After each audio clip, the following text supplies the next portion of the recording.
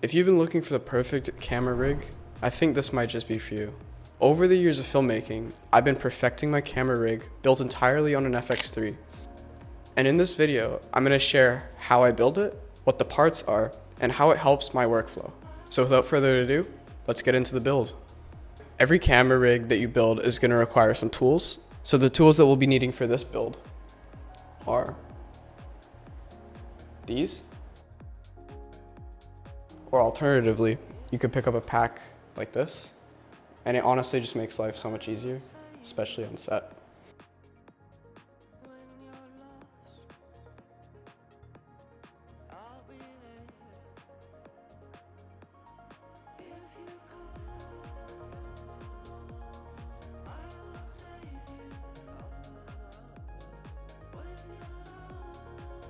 So these are all the parts that you are going to need for this build. I know it looks like a lot, but honestly, once it's all together, everything has a use and it's going to be well worth it. So this is the main powerhouse of the whole rig, a Sony FX3.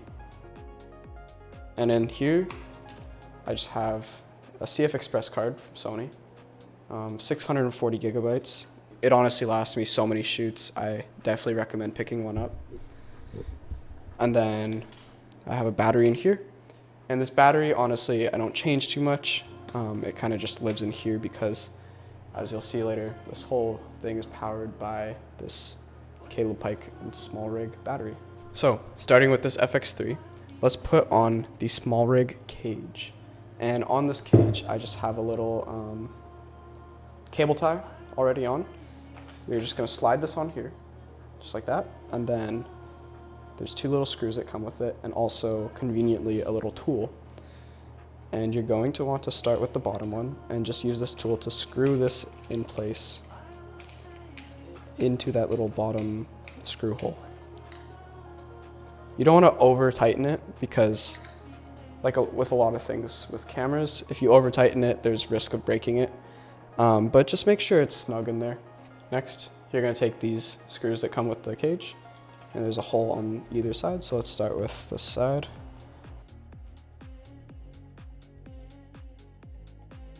And then this key, conveniently magnetic, stays right in there. So for the next part, we're going to be using this Tilta quick release system that connects with this base plate and these rods. And we're just going to start by screwing in this base plate into the bottom of our camera here. So for this, I typically like to have the two screw holes align on the, well, I guess, right side of the camera, if you're looking at it from this way. Just on the bottom here. So yeah, let's screw that in now.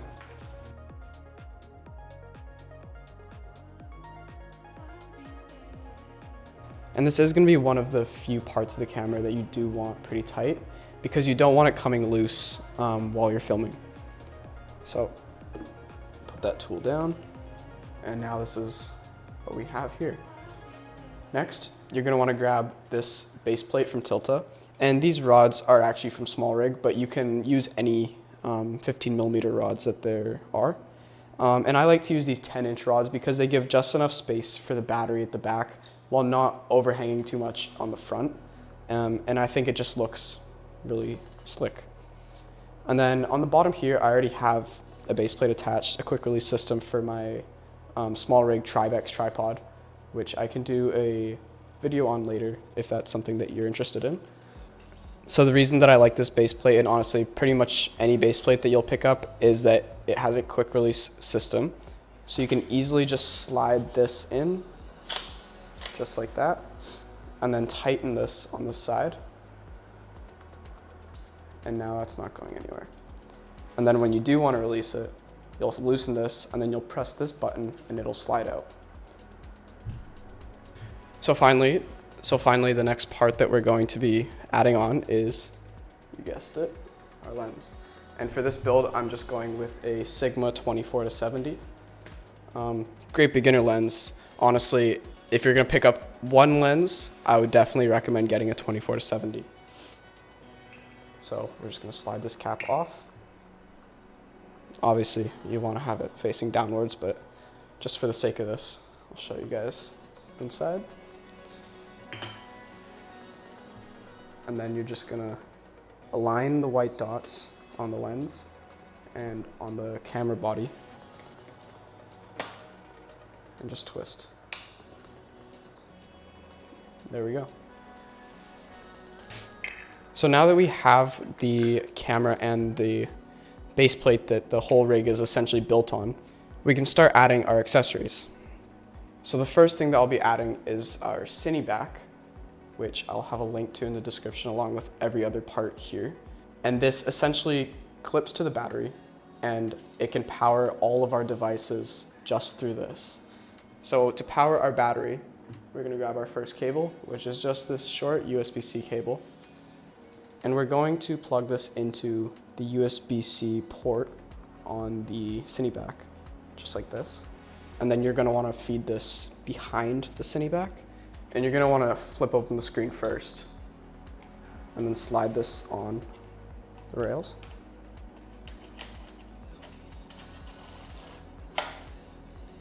Just like so. And you can leave a little bit of space, a little bit of wiggle room. And now you're gonna wanna tighten these on the bottom. That's not going anywhere. So now you're gonna wanna open this bottom port and just plug in the USB-C into the USB-C. And there we have it. So next we're gonna be adding in our battery, which is this 212 SmallRig battery, which is great because this lasts me on my build essentially 8 hours of straight shooting, which is gonna be a whole shoot, which is great because I don't have to change batteries often. And sometimes I'll even go between shoots without charging the battery. So I definitely recommend getting a V-mount battery, and specifically this 212.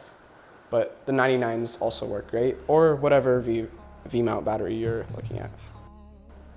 So this simply just slides straight on like that, and it clips in. Another great thing about having these rails is that this battery is quite heavy. So for the first part of this build, when we don't have anything on the front, it's gonna tip backwards. And these rails kind of protect it from hitting the ground. Next, we're going to start dealing with our audio. So we're gonna grab this top handle that comes with the FX3, along with this little extension that I already have pre-clipped on here because honestly, the stock FX3 handle just doesn't cut it. It's a little bit too short, and this little extension just gives you more hand room to hold it, and it just makes it stronger too because we're gonna add a lot of weight to the front, so this little back part keeps it from sagging too much. So we're simply just gonna slide this in on top, and then we can use that little key that's down here from before, and then we're gonna tighten this down. And now once this is tightened, we can put our key back. Next, we're going to add in our side handle. And honestly, you can go with any side handle that you like. And my side handle of choice is from Kondor Blue. And honestly, the reason I went with this one is just because it's what I have. And I'll have a little extension here connected to an adapter that allows me to connect this to the camera, because originally this is a Rosette piece. So I wouldn't be able to connect it to this camera, but this little adapter allows me to just screw it into the side. And then I also have this little attachment so that I can easily just grab this and move this around, which you'll see the function in a second. So let's just attach this onto our side handle with these little screw holes right here.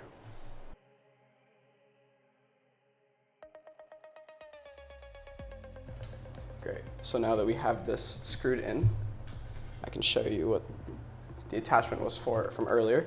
So you simply just press it down and it allows you to lock it in place or move it however you want it to.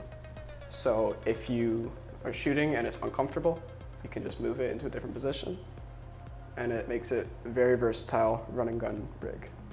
So next, we're going to be adding our matte box, which helps us with sun flares, and it also helps us put an ND filter in here so that you don't have to be cranking your shutter So simply you're just gonna put this onto the little step-up ring that I already have on the lens. I should have mentioned that earlier, but we have a little step-up ring on the lens that comes with this Tilta matte box.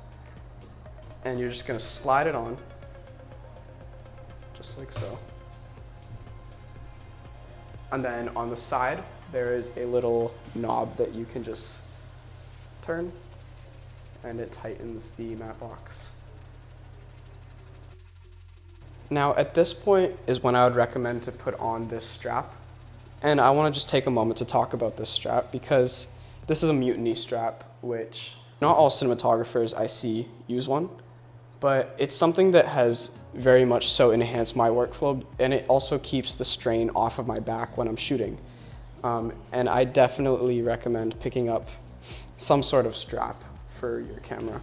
And after a long shoot, my back doesn't hurt as much as it would have if I didn't have a strap like this. So we're simply just going to, once again, using our cage, line up the screw holes with the hole here. And we're just gonna take the screws that it comes with.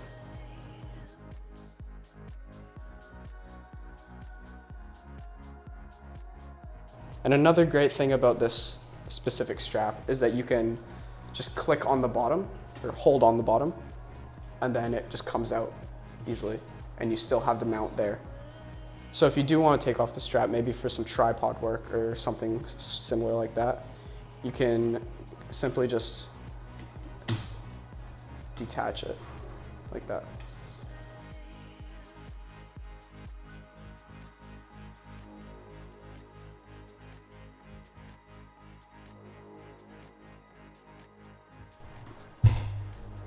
So now we have our strap.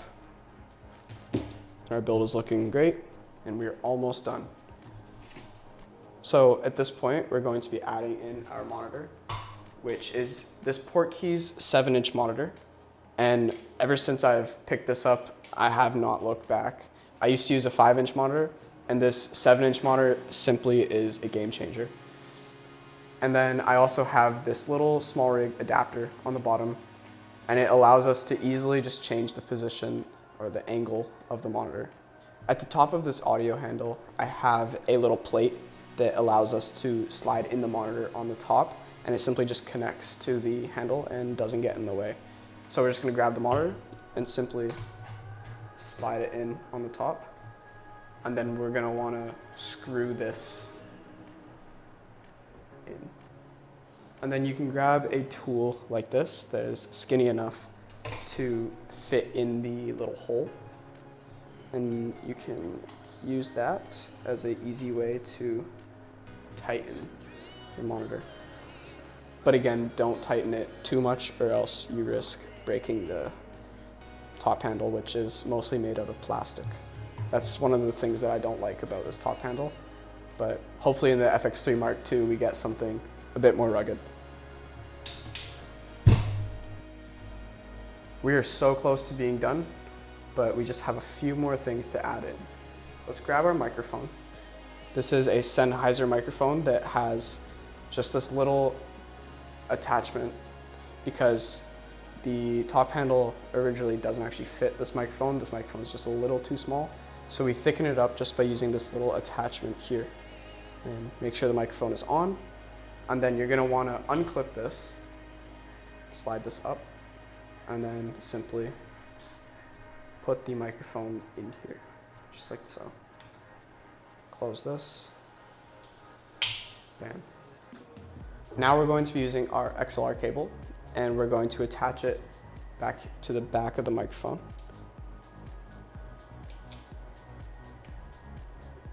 And it should snap in just like so.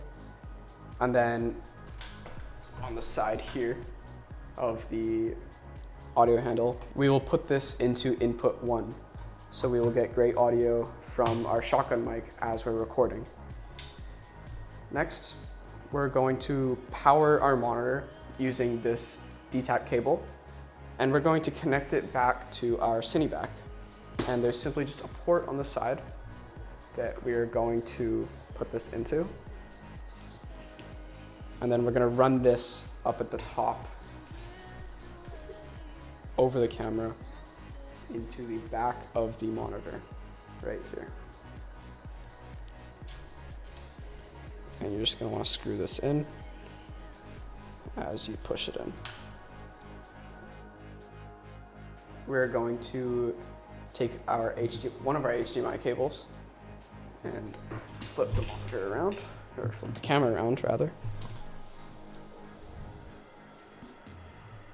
So on the back of the monitor, we see HDMI in and HDMI out.